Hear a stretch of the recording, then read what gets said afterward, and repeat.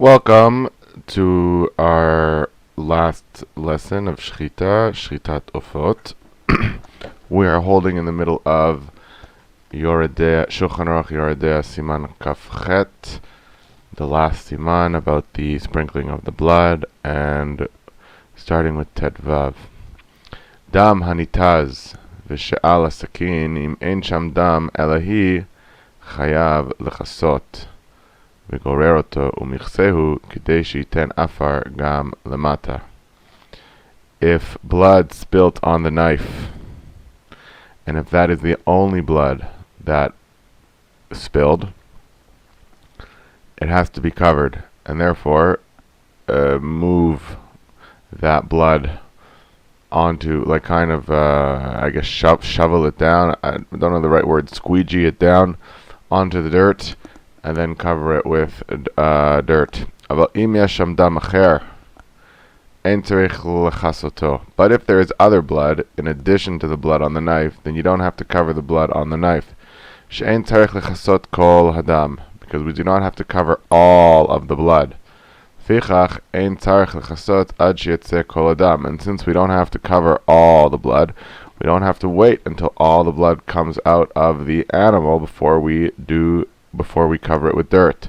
Rama, mihu yamtin ad shematchil lired tipin. Nonetheless, the Rama qualifies, and he says you should wait until it starts to come out in drops, in drip drops, kedei shechaseh miktzat dam hanefesh, so that you should cover the blood of the soul, dam hanefesh. So I suppose that the initial blood that comes out is not the, I guess in a gush or a burst, is not the dam hanefesh, which is the ikar, the main thing that we want to cover, and therefore you should try to get what you're covering to be some of the drip drop blood. Tetzain, hashochet lachole b'shabbat lo yechaseh. If you have to shecht for a sick person, now this is not a dying person, this is a person who's very, very, very uncomfortable, a chole, according to the definition for Shabbos, is allowed to shecht, but he should not cover the blood. Afilu im yesh lo deker nautz, even if he has a deker nautz. Now I'm not exactly sure what this is, to tell you the truth. It's some kind of a device which pre-prepares dirt for you, kind of all ready to go. So even if you have like some sort of automatic, not Shabbos problem, like this would be common for people who had would have to go to the bathroom in a bucket in their house. So they would want to cover that with dirt. So they would have some kind of a device to do that. So after Shabbos, if the blood is recognizable on the dirt, then you can do the covering. But there is an opinion. If you had ready dirt or ashes, like to use for covering fecal matter, so there is an opinion that you could, if you have ready dirt for this purpose, then there is an opinion that you should cover it on Shabbos with a bracha. So we have a difference of opinion here about covering blood on Shabbat. Hashochet v'nitnavla biyado. So this is where you're shechting and the animal became a nevela. O sheshachat v'nimtzet treifa, or a treifa. Right? So let's say a nevela is you did hagrama, so that would make it a nevela. Or if you, well, actually no, that's a bad example. If you did real hagrama, where you cut too low. We're going to see later on that the Ramah makes a qualification for us to still have to cover the animal even when our stringencies, the fact that we were strict, made it a nevela or a treifa, but technically it's not really a nevela or a treifa. Like according to the Shulchan Aruch, we saw that he had a lot more leniency. So in such a case, the Ramah is going to tell us to remember to still have to cover the blood, even though we consider it a nevela and a treifa. The minhag is for that, and we don't eat it, but technically it's not, and therefore it still needs blood covered. So if you're shechting and it became a nevela in your hand, or after you shechted, you saw that one of the simanim was shamut, and you didn't know about that beforehand, then you do not cover the blood, i.e., you do not cover the blood of a nevela or a treifa. Now, this is also a deaf, a hard of hearing person, or somebody who maybe has a mental disability, or a minor who shechted, ve'ein, like they did it, ve'ein acherim roim otam. Nobody was watching over them. Nobody made sure they were doing it correctly. Shchitatan mekukelet uptura mekisui. Their shchita is by default no good. We cannot rely on chereshot and katan shchita if it's not being supervised. Uptura mekisui, and therefore, because the shchita is not kosher, even if the animal itself might have actually been done properly, so it's not a nevela and it's healthy, there's no treifot in it, nonetheless, we would not eat that animal and we would not cover the blood.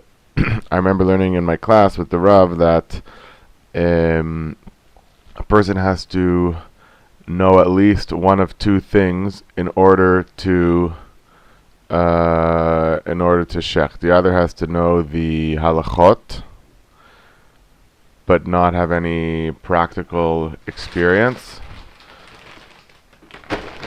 or he has to have practical experience and know the halachot.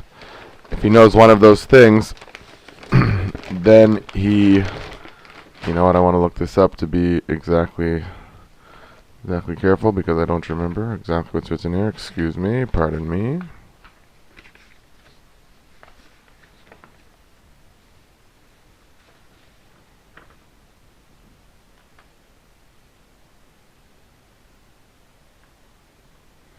Yes, no, you have to have good hands. Right, he has to either know how to shecht already, and he's learning the halachot, or he has to know the halachot, in other words, have been tested on the halachot and passed, like one or the other, while being watched, in order for the blood to need to be covered. So again, as somebody who's not a shochet, like a student, so if he either doesn't have good hands, which means that he shechs properly. He knows how to do it. He knows the actions. He knows how to do it. But he doesn't know the halachot. So somebody has to watch him to make sure that all the halachot are being followed in order for his shechita to be kosher and for the animal's blood to be covered. Conversely, if he knows that, if the fellow knows the halachot, but he doesn't have any practice doing shechita, so then the checker, the person who's watching him, has to check that his shechita is being done correctly. So it seems like a checker can only check one thing.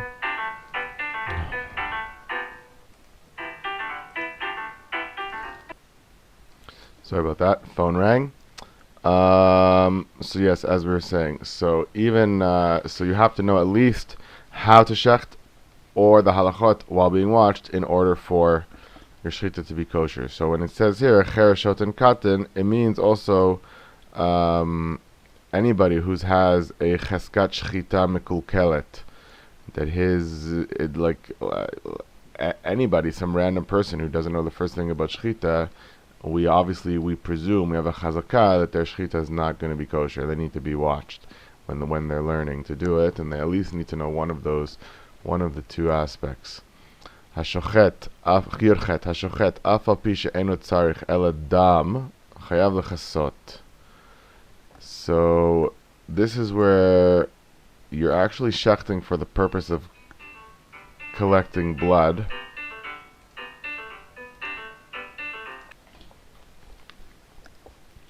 So even though you're only shechting for the purpose of actually collecting the blood, nonetheless you still have to lechasot. Like, you're not shechting for the purpose of eating.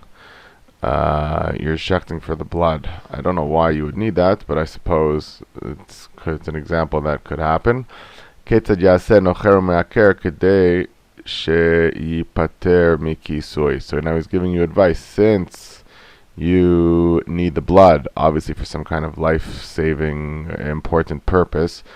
Nocheru me'aker, make like a hole or do ikur in the animal's neck. Kadeshi pater mikisui. In other words, make it a nevela or a treifa. If you only really need the blood, and the animal is going to go to the dogs, for example. Yotet. צריך לבדוק הסימנים והסכין קודם הכיסוי כדי שלא יבוא לידי ברכה לבטלה. Before you do the covering of the blood, you need to make sure you check that the simanim were cut and that the knife does not have a pgima, and only then, once everything is kosher, then you cover the blood. Because if you cover the blood with the bracha first, before you check, and then you see it was, and before you see if it was a nevela or treifa, you've made a bracha levatala, because you are not supposed to cover the blood of treifot or nevelot. Kaf. Hashochet chaya lo yechase ad shivdok hareya. Now, it's further qualification about checking. So this is for chickens, which have a cheskat, that they're not treifot.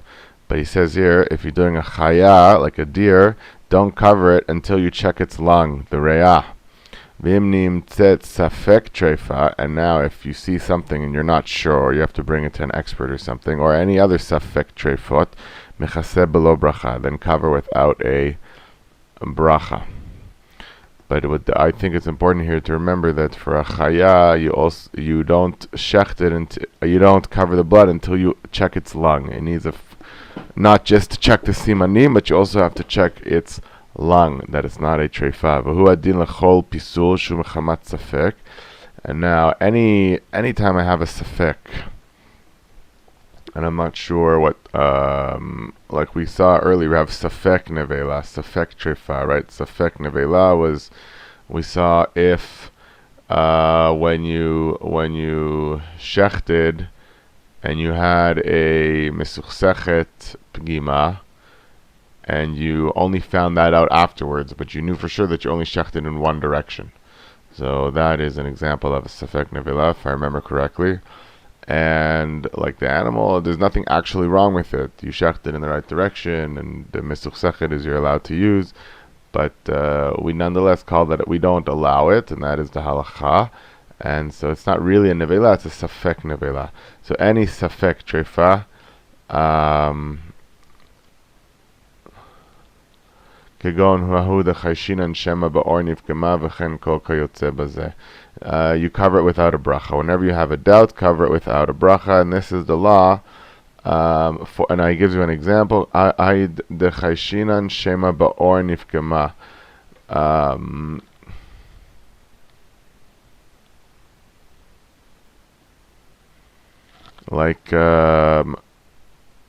We're worried, it says, the translation is, we're worried that the skin got wounded.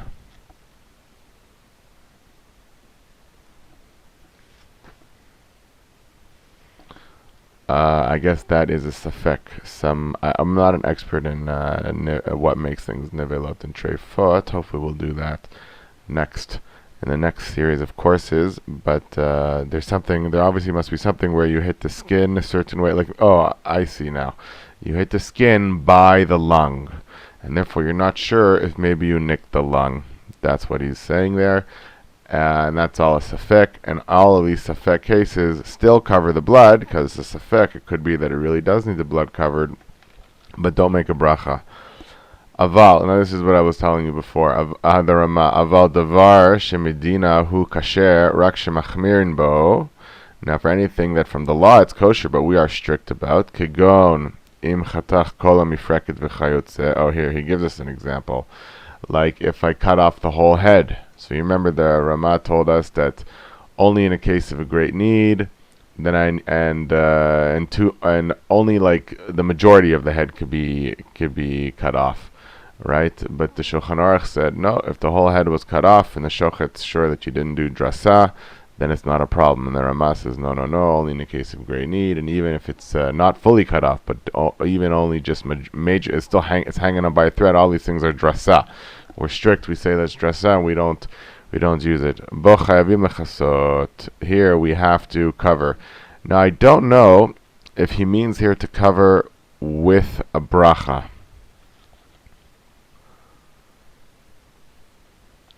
I think you should cover with a bracha, is what I would say. But it's not 100% clear. I have here in my notes that it is with a bracha, but we need to look into that a little bit more. If you do not have dirt ready, and we're going to see what exactly dirt is in a little bit, because dirt is a wide definition.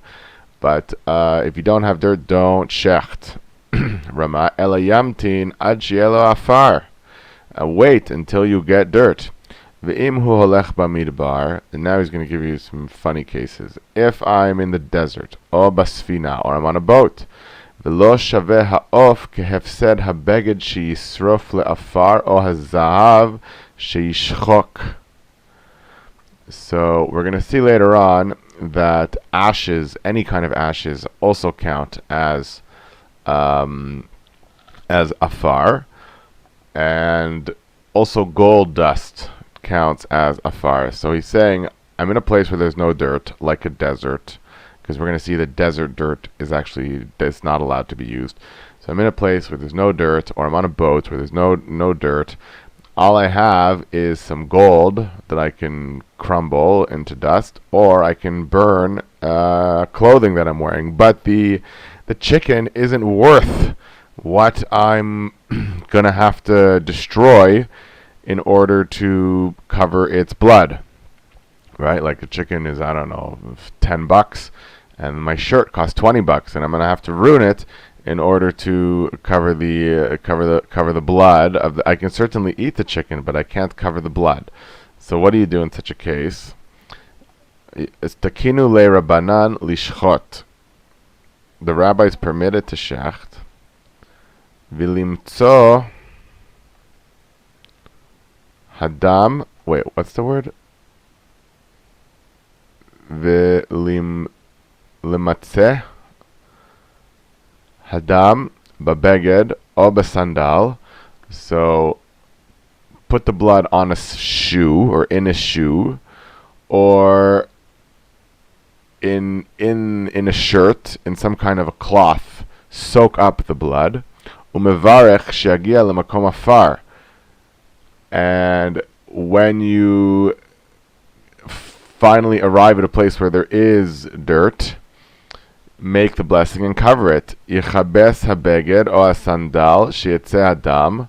Right? Wash or squeeze out the shoe, or get the blood out of there, basically, that the blood comes out onto dirt. Umichseu below bracha. V'hachi nahug. And then you should cover it without a bracha.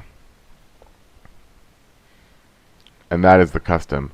So again, let's just make sure that we're clear. If you're in a case where the value to get dirt is less than the value of the chicken, so the rabbis permitted you to shecht, and you should shecht and then put the blood into a shoe or some other vessel, I presume, would also be allowed, or even soak it up into a cloth and make the blessing when you do that, when it's in the shoe or in the vessel or in the clothing. Make the blessing. There is a note here that the bracha would not be lechasot dam be'afar, it would just be lechasot hadam, or lechasot dam. There's a machloket about the about the hay. But that is what the Shach teaches us. You should remove the afar.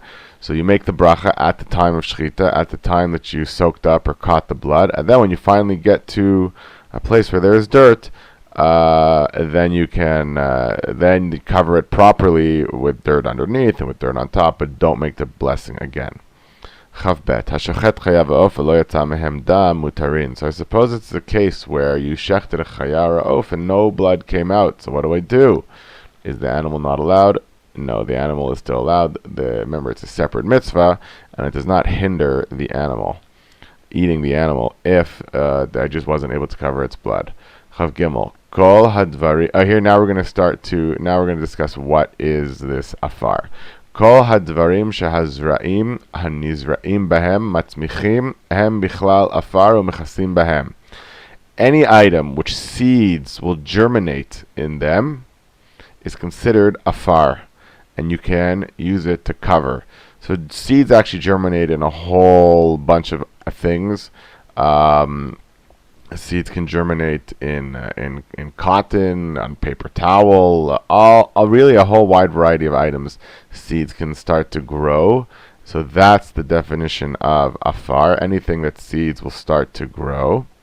And if it's an item which seeds don't germinate in, but if it's still called afar, then we are allowed to cover with it. Lefichach, therefore, mechasin bezevel, we can use garbage, uvechol hadak meod, and even very fine sand, ad she'ein hayotze tzarich lechatsho klal.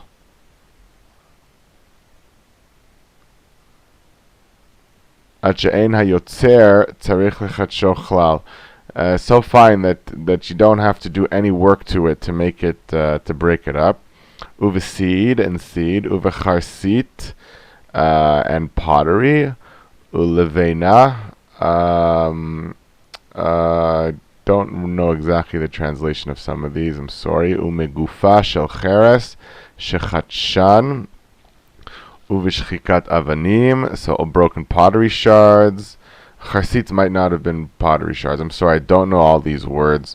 And shchikat avanim, and the stones, uvishchikat cheresim, more pottery, uven neurat shel pishtan daka, and fine linen, uchinsoret chereshim, I don't know what that means, I'm sorry, uve ochalim, and food, Obgadim strufim, or burnt clothes, ad shenasu afar, burnt clothes that turn into ash, uveshichor, uvekachol, uvenikrot hapsulim.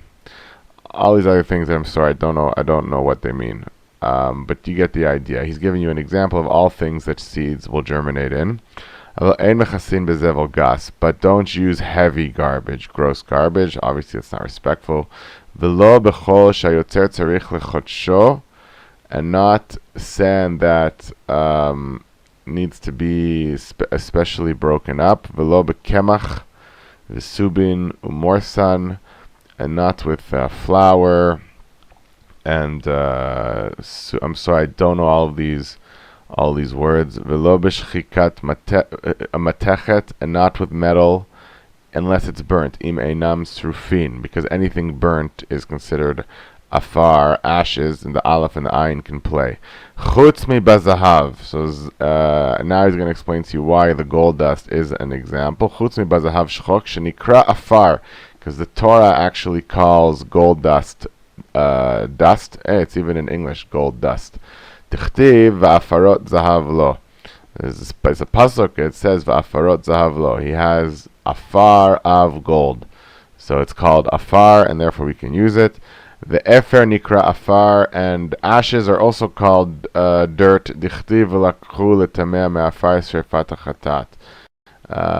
Again, another pasuk, which here I took of the impure, the burnt impure dust of the sin offering. So we see that the burntness is called dust. The ashes are called dust in the Torah too. So that's again things that grow, things that seeds germinate in it. Also gold dust. It shouldn't be something gross like like heavy garbage, but really a whole variety of things that seeds grow in, and also anything that has been burnt and turned to ashes. Chavdalet ein mechasin ba'afar amidbar mipnei shu eretz milicha ve'eno matzmechet. The reason why we're not allowed to use desert desert sand, is because deserts are very salty, they don't have a lot of water, and nothing grows in them. So he's telling you that, I don't know if this is true, I suppose it is true, that if you took desert sand, seeds would not germinate in them, things would not grow. Ramav l'chein ein mechasin ba'afar lacha mimayim. And so similarly, you can't use dirt that is too drenched with water. Kigon mitunta. Okay, I don't know what that is, but again, it's dirt that heavy dirt that has a lot of water, and seeds wouldn't grow in it. And don't use snow. Do not use snow. And there's actually a machloket if you are allowed to use snow that I saw. I suppose, obviously not snow in a warm place, but snow where it would remain snow if it was cold. I can just imagine in Canada or any place where there's a lot of snow, you would shecht and the blood would go already on the snow. It's already all there ready for you. And then you would just put more snow on top of that. So the blood is definitely covered. And I suppose seeds do grow in snow. Plants definitely can grow in snow. But nonetheless, it is a machloket. So that's it. We are finished our series on Shechita Tofot. Thank you very much for your attention, and I hope you enjoyed this. And Bezrat Hashem, I hope I didn't say anything wrong here, steer you astray, but it's been a great help for me to practice for my test, and Bezrat Hashem, on Sunday, on Yom Rishon, I will pass. Have a Shabbat Shalom from Ofra.